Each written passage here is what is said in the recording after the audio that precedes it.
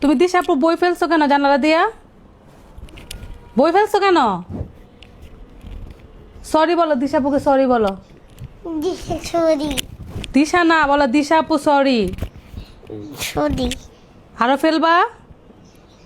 বলো। বলো না, সরি সরি বলতেছে আম্মু। ও টিভি রিমোট ফেলে দিছে, তারপর হচ্ছে দিশা জুতা ফেলে দিছে, দিশার বই ফেলে দিছে। এইদিকে ফিরো, আমার দিকে ফিরো, আমার দিকে ফিরো। আর ফেলবা, আর ফেলবা কখনো? বলো সরি। সরি আর ফেলবা? আপনারা ফেলবা? আপনারা ফেলবা না?